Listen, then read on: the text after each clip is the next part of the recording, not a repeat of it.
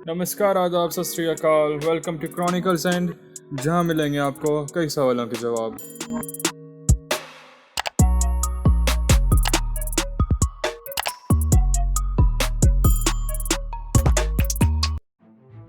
दुनिया भर में नोवल कोरोना वायरस फैलाने के बाद अब चीन की नज़र भारत समेत कई देशों पर है। अपने देश का एरिया बढ़ाने के लिए चीन दूसरे देशों की ज़मीन हथिया रहा है।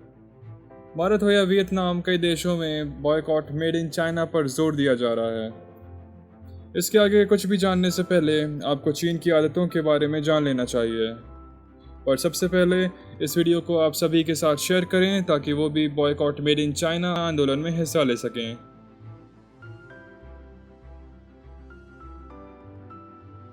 तियाननमेन मतलब स्वर्ग की शांति का द्वार। तियाननमेन स्क्वायर बीजिंग में स्थित है। 1970s और 1980s में चाइना की इकोनॉमी बड़ी करने के लिए चाइना की कम्युनिस्ट सरकार ने कई रिफॉर्म्स किए। इसका पॉजिटिव असर दिखने लगा। इकोनॉमी बड़ी होती गई, गरीबी घटती गई, कई फॉरेन इन्वेस्टमेंट्स हुई। लेकिन इन रिफॉर्म्स के कई साइड इफ़ेक्ट्स भी थे। ब्यूरोक्रेट्स के पास ज़्यादा पावर्स आ गए, जिसके कारण करप्शन और नेपोटिज्म बढ़ता गया। महंगाई और बेरोज़गारी भी बढ़ती गई। इसके खिलाफ कई प्रोटेस्ट्स होने लगे।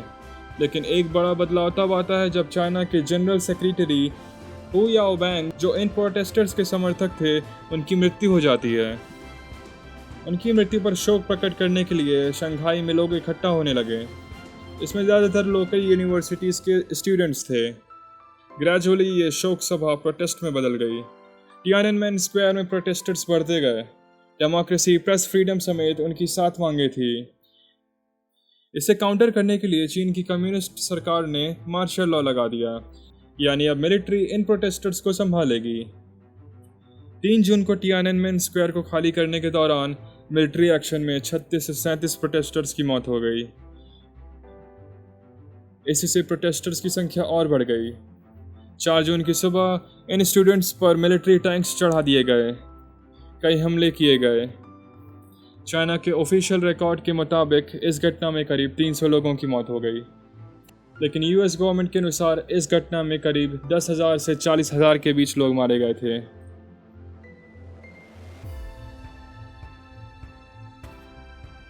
हांगकांग जो चाइना का हिस्सा है, लेकिन इसके पास खुद की गवर्नमेंट सिस्टम है जो अपने अनुसार हांगकांग की सरकार चलाती है।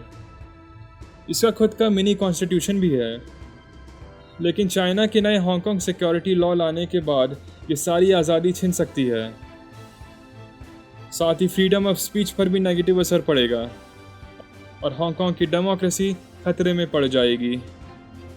इसके पहले भी चाइना ने हांगकांग में कई बिल्स ला चुकी है, जिसके विरोध में कई प्रोटेस्ट्स भी हुए।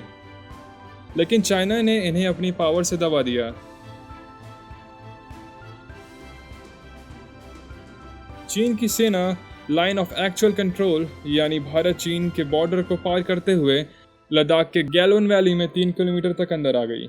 चीनी सेना की हजारों टुकड़ियां भारत के अंदर आ चुकी है। इसके पहले भी लद्दाख के पैंगोंग लेक के पास भी ऐसा ही कुछ हुआ था।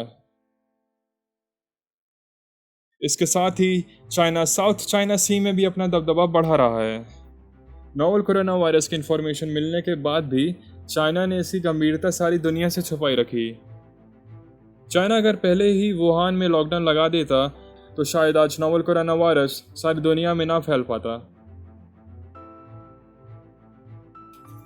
क्योंकि चाइना में कम्युनिस्ट सरकार है, तो कम्युनिस्ट सरकार ये बिल्कुल भी नहीं चाहेगी कि उसकी देश की जनता डेमोक्रेसी यानी लोकतंत्र की बात करें। अगर लोग ऐसा करते हैं तो उनकी सत्ता छिन सकती है और सारे अधिकार लोगों के पास आ जाएंगे। इसीलिए चाइना की कम्युनिस्ट सरकार दूसरे देशों से युद्ध की स्थिति पैदा करते हैं और अपनी जनता को देश की सुरक्षा के लिए एकजुट करने पर मजबूर कर देते हैं। ऐसा करने से चीन की जनता का ध्यान युद्ध में ही उलझा रहता है। ऐसा समय समय पर करने के लिए चीन को पैसों की सख्त ज़रूरत रहती है। और ये मत भूलिए कि चाइना जीडीपी के मामले में दुनिया में दूसरे स्थान पर आता है। वो अपनी सस्ती और घटिया क्वालिटी का सामान पूरी दुनिया में एक्सपोर्ट करके बहुत ज़्यादा पैसा कमाती है। वो इन्हीं पैसों को अपनी मिलिट्री पर खर्च करती है। इसके साथ ही वो कई देशों को लोन का लालच देकर उनको भी हथिया लेना चाहती है। चाइना अपनी जनता से बहुत ज़्यादा काम बहुत कम दामों पर करवाती है।